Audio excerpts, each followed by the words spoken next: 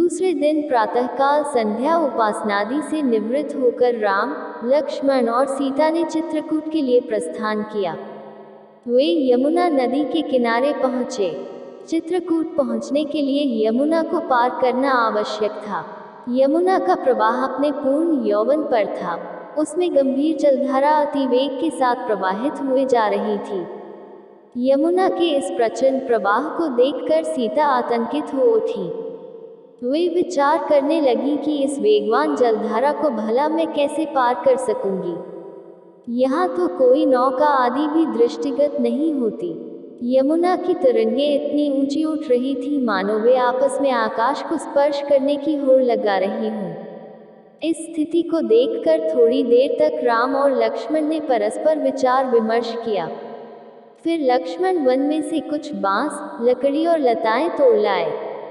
उन्होंने बांस और लकड़ियों को लताओं से बांधकर तात्कालिक रूप से उपयोग करने योग्य एक नौका का निर्माण किया। उसमें एक आसन भी सीता के बैठने के लिए बनाया गया। फिर उन्होंने नौका को यमुना में उतार दिया। रामचंद्र ने सीता को भुजाओं में उठाकर उस नौका में बिठाया। अपने तथा लक्ष्मण के वल्कल को भी नौक में रख दिया।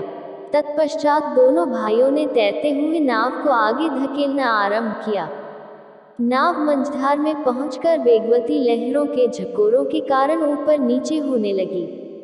इस स्थिति में जानकी आकाश की ओर देखकर परमात्मा से प्रार्थना करने लगी, हे ईश्वर, हमें कुशलतापूर्वक पार पहुंचा दे।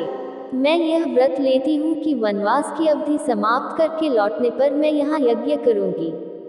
कुछ ही काल में समस्त बाधाओं को पार करती हुई नौका यमुना के दूसरे तट पर पहुँच गई। नौका को यमुना के तट पर ही छोड़ वे तीनों एक सघन श्यामवट वृक्ष के नीचे विश्राम करने के उद्देश्य से बैठ गए। थोड़ी देर विश्राम करने के पश्चात उन्होंने आगे प्रस्थान किया।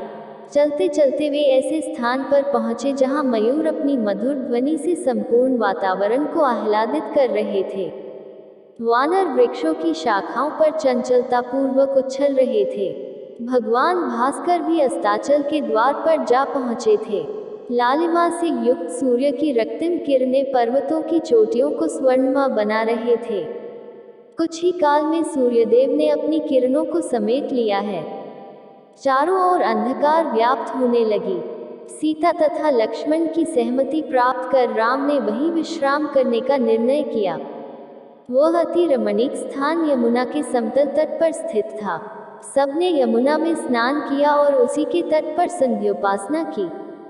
उसके पश्चात लक्ष्मण ने राम और सीता के लिए तृण की शैयाओं का निर्माण किया और वहीं उन्होंने रात्रि व्यतीत की। रात्रि व्यतीत हो गई। प्रातः होने पर अंबर में उषा की लाली फैलने लगी और आकाश रक्तिम दृष्टिगत होने लगा। राम, सीता और लक्ष्मण संध्योपासनादि से निवृत्त होकर चित्रकूट पर्वत की ओर चल पड़े।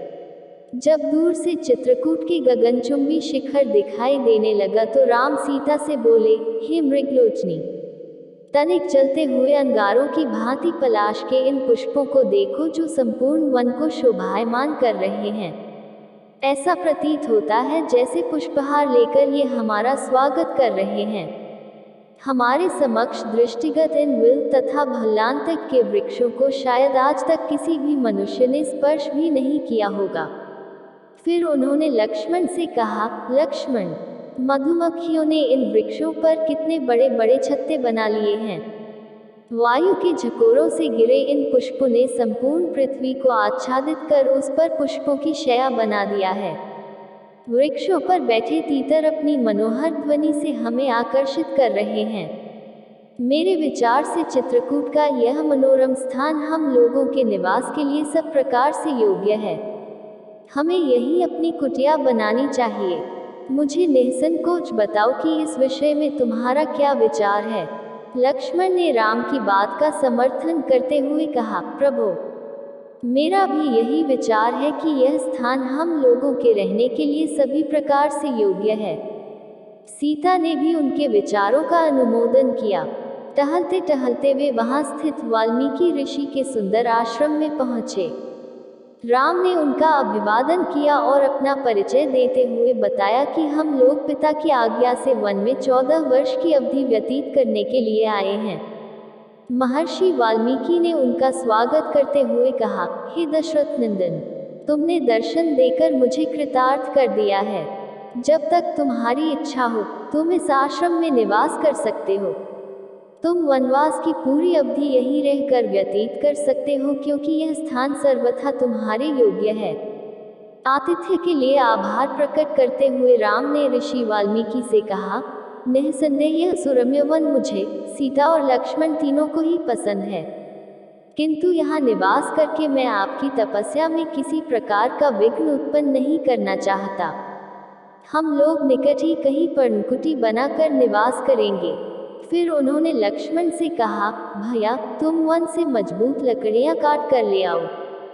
हम इस आश्रम के पास ही कहीं कुटिया बनाकर निवास करेंगे। रामचंद्र का आदेश पाकर लक्ष्मण तत्काल वन से लकड़ियां काट कर ले आए और उनसे एक सुंदर तथा कलात्मक कुटिया बना डाली। सुविधायुक्त, सुंदर एवं कलापूर्ण कुटिया के निर्माण के लिए राम ने लक्ष्मण की भूरी भूरी प्रशंसा की।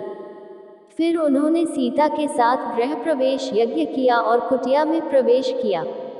कुटिया के समीप ही चित्रकूट पर्वत को स्पर्श करती हुई माल्यवती नदी प्रवाहित हो रही थी। सरिता के दोनों ओर पर्वत मालाओं की अत्यंत नयनाभिराम श्रेणियां थीं। सुंदर मनोमुग्धकारी प्राकृतिक दृश्य ने कुछ समय के लिए राम और सीता के अयोध्या त्यागने के दक को भुला दिया। भांति भांति के पक्षियों की मनोहारी स्वर लहरियों को सुनकर और अनेकों रंग के पुष्पों से आच्छादित लताओं वृक्षों को देखकर सीता को प्रतीत हुआ कि इस निर्जन वन में वह राजमहल से भी अधिक सुखी है।